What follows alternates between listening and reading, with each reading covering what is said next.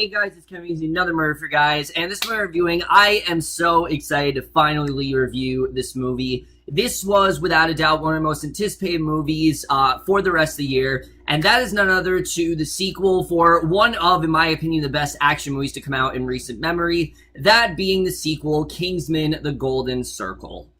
So what Kingsman: The Golden Circle is essentially about is basically, a year basically has passed since the events of the first Kingsman. Eggsy has really enriched himself in this community, and he's very well known as a Kingsman spy at this point. But basically, there is this villain, Poppy Adams. She's this very notorious criminal mastermind, and she basically wants to destroy the Kingsman facility, completely blows it up after wanting to, go after it, and she completely blows it up, and basically Eggsy and a bunch of the other Kingsman agents are basically left to pick up the pieces and find a new hideout, and they basically decide to ally with an American secret agent group known as Statesman, and that's really all I'm going to say. So Kingsman: The Golden Circle, I was, like I said, very excited for this movie because of how much I enjoyed the first one. I didn't expect too much from it. I thought it was just going to be your mediocre action film, but it was actually a great movie. And upon rewatch, it still is a great movie. I really do love everything about the first Kingsman.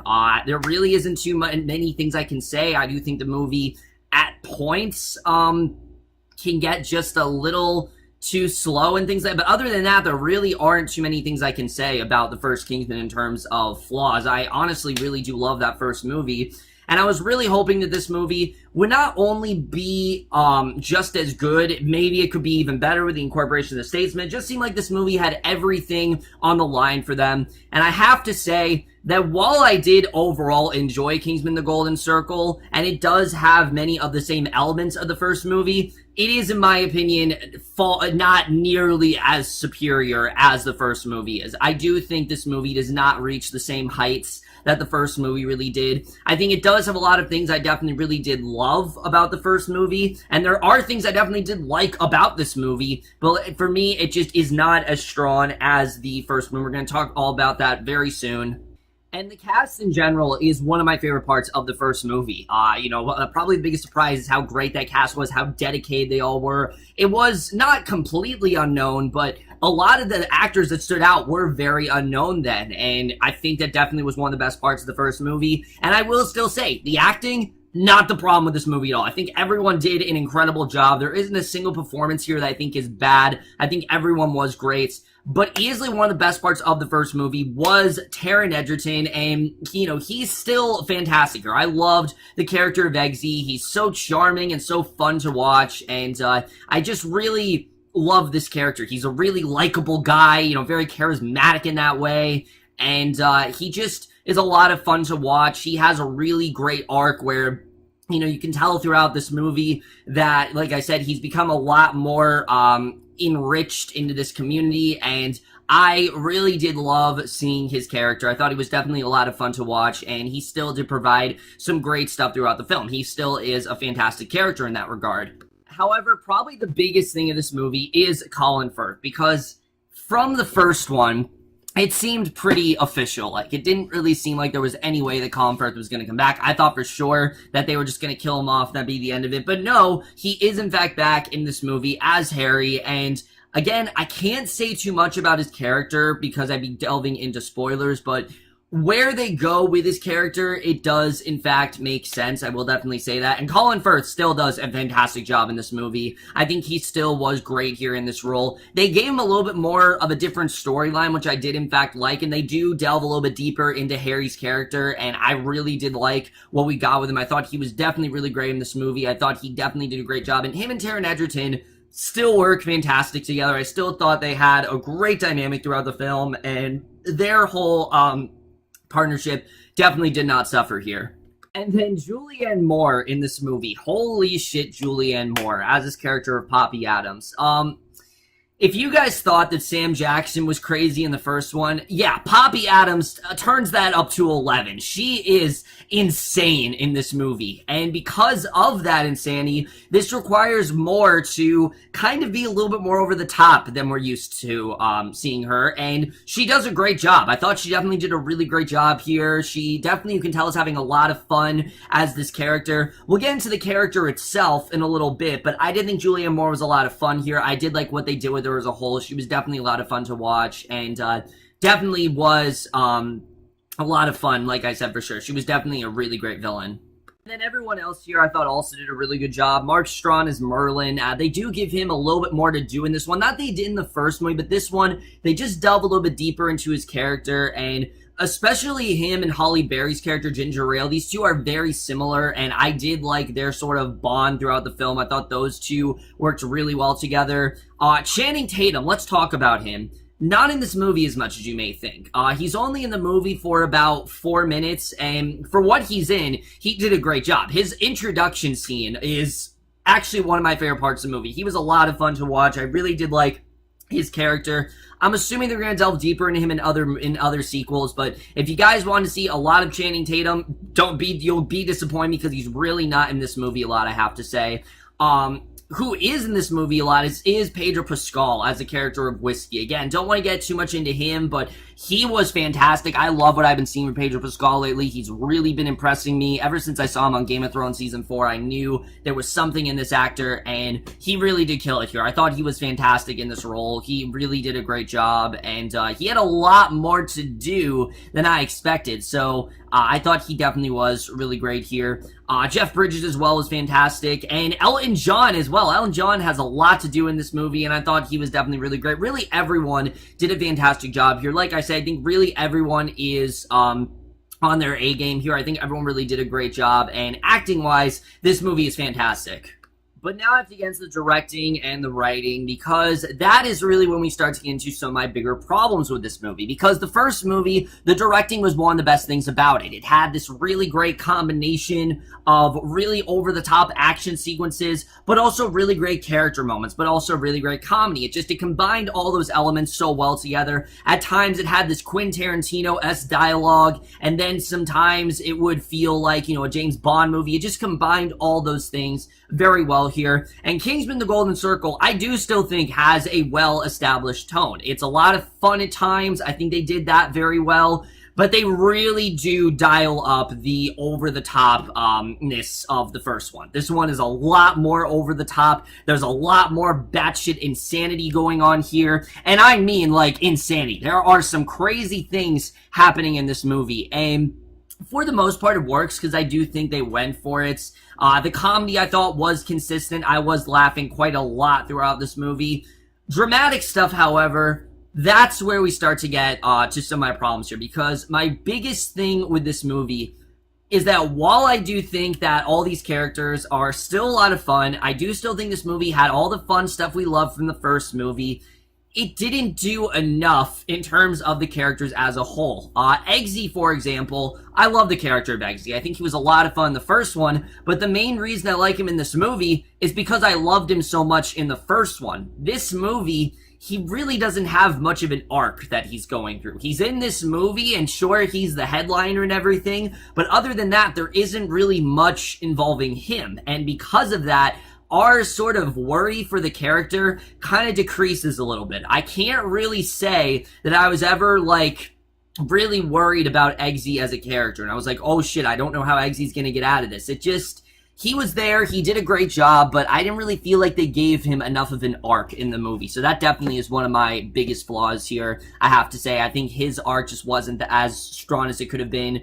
The biggest arc, surprisingly, like I said, is the three biggest characters probably are Colin Firth, Mark Strachan, and Pedro Pascal. Those are really the three biggest actors here, particularly for Mark Strachan. Definitely, he has a really big arc in the film as Merlin. Like I said, they did a lot more with him as a character. In fact, this movie really does give pretty much every character a subplot, and some of them work and some of them don't. And That's really one of my things with this movie, is that a lot of the characters have a lot going on throughout it. Colin Firth particularly, how does that really work? Like I said, I think his backstory for the most part makes sense. I think they did do a good job with reintroducing him into the story. Did I think they needed to introduce him? No, I think you could have easily just, he could have been gone and it would have been fine, but I understand why they reintroduced him into the story. I think it, for the most part, did make sense, and it was fun to see him here. I thought he overall did a really good, like I said, I thought overall he did a really good job.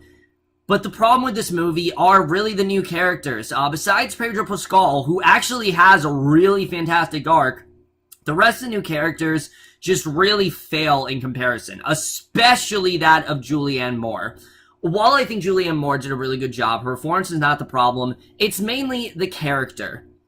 In the first movie, yes, Sam Jackson was crazy for sure, but his motivation was very clear. You could very tell what he wanted to do. He wanted to kind of restart the world and just watch chaos erupt, and that's kind of what he wanted to do because he wasn't happy with the state of the world.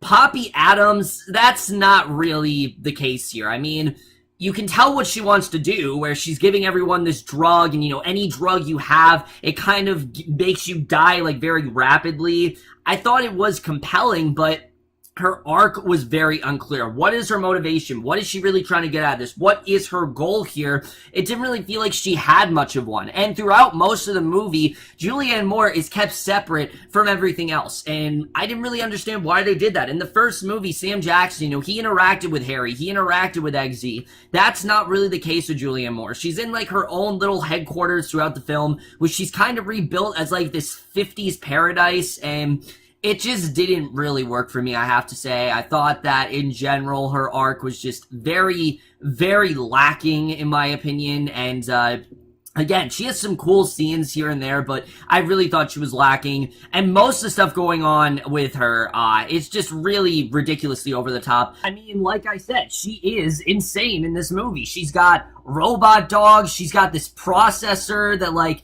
turns humans into food. It's crazy. She's got all this other stuff going on. I mean, just in general, Poppy Adams is less of a character and more of a cartoon. That's really what she is. She is very much your over-the-top, mustache-twirling villain who happens to be female. It was fun to watch Moore play her. I just felt the character was less of one and more of a caricature when really thinking about it in retrospect. I mean, I had fun with the character. Just in general, I thought the motivation was very unclear, and I didn't really feel like they really did much with the character at all. And like I said with Channing Tatum, if you're looking forward to him in this movie, not really in this movie a ton. He's here and there, he's there, and he does a good job for what he's in, but he just didn't really have a lot going on here. That wasn't a problem for me. I didn't really have a problem with him not being in this movie as much because I thought it made sense why they kept him away from everything. What happens to him in the movie, I thought it did make sense overall. Who is in this movie, a lot surprisingly, is Elton John. You see that Elton John was going to be in this movie. I thought it was going to be like a cameo or something that Matthew Vaughn just kind of threw in there.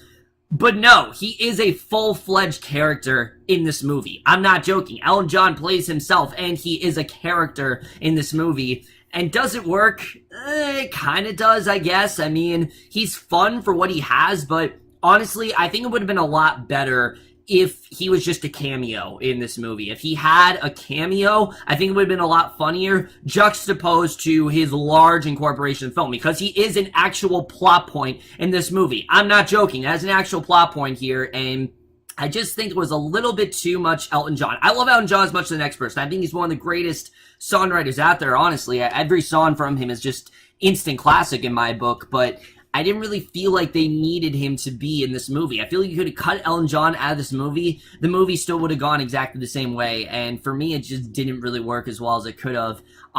That's not my biggest problem with this movie, though, like I said. My biggest thing with this movie, besides the fact that some of these characters don't really have that much of an arc, is the emotional factor. As you can tell, the Kingsman headquarters, it does, in fact, blow up and everything.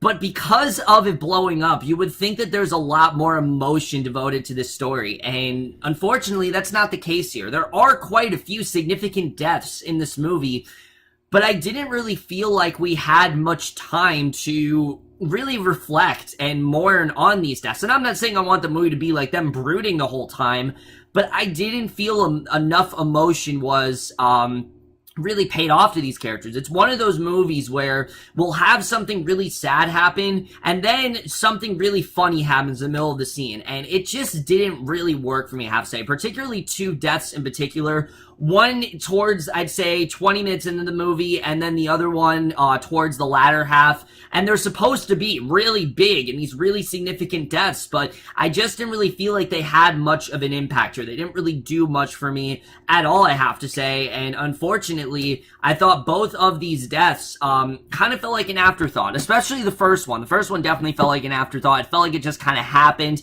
and that was kind of it. I'll get more into that with spoilers, but it just didn't work for me as well as I think they really wanted it to, and that definitely did, for me, really put a dampener onto this thing, because I think if they would have maybe focused on those deaths a little bit more, I think we could have been even more sucked into this story as a whole, but it just didn't really work that much for me. And The Statesman. If you guys are thinking The Statesman really have this huge impact on the world, not really. Like I said, besides Pedro Pascal's character, there's not really a lot happening in terms of The Statesman. The movie makes a wide... I thought it made sense for them to focus just on the Kingsman. That's really what they decided to do. They make the Kingsman sort of like the main focus of everything, which I really did think made a lot of sense why they decided to do that. But it sounds a lot better on paper than it really does here, because halfway through the movie, I'm like, all right, I like this and I love what you're doing here, but I do kind of want to get more into the Statesman agents. You know, what's Jeff Bridges' character like? Channing Tatum, again, they're just not really that big. Even Halle Berry, who probably has the most incorporation out of everyone,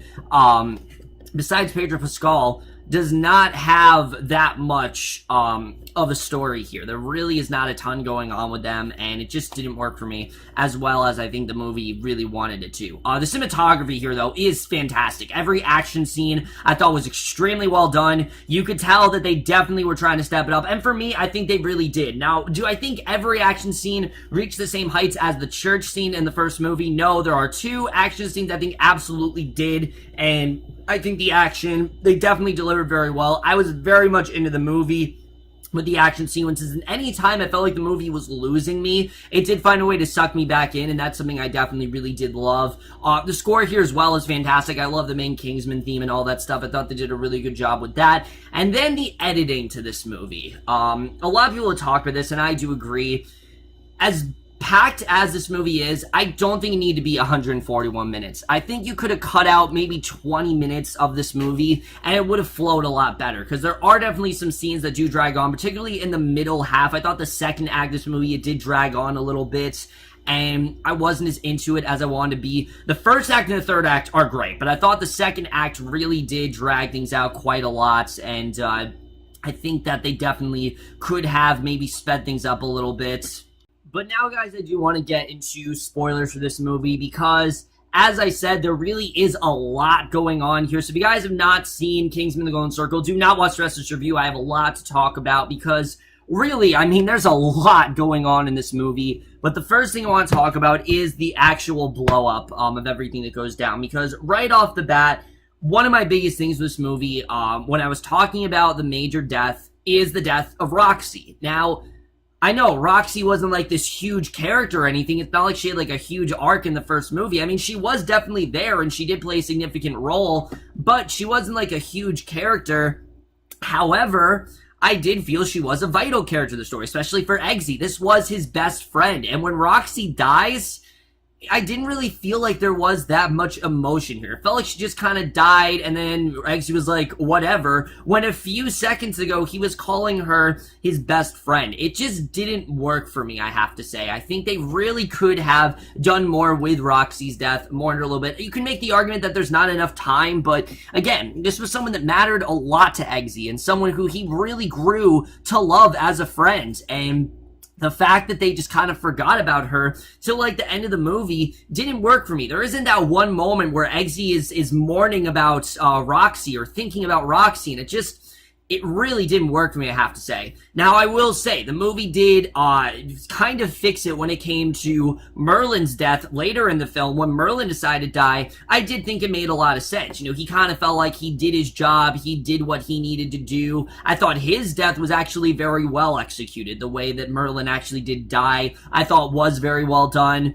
You know, Mark Strachan, I can understand why they got rid of him. You know, he wasn't necessarily dead weight, I'd say, but I don't really think there was much more to do with him in the story, so I think it made sense that they killed him off. I thought it was a really well done death, especially the scene where he talked to Halle Berry. I didn't really know where they were going with that, where he's like, do you ever wish that there was more to life than this? And I think Merlin just realized that it wasn't really his time anymore. You know, there was Eggsy, there was Harry. They don't really need him anymore. He did what he needed to do, and he kind of left. And I think Ginger is kind of going to replace Merlin now, that she's kind of going to be in his place. That's kind of what it seems like is going to happen. So I did like the way that was done. I thought that was definitely set up very well. So I thought the payoff to that was actually really good. I'm like, all right, that actually worked very well. The whole John Denver thing I thought was a lot of fun.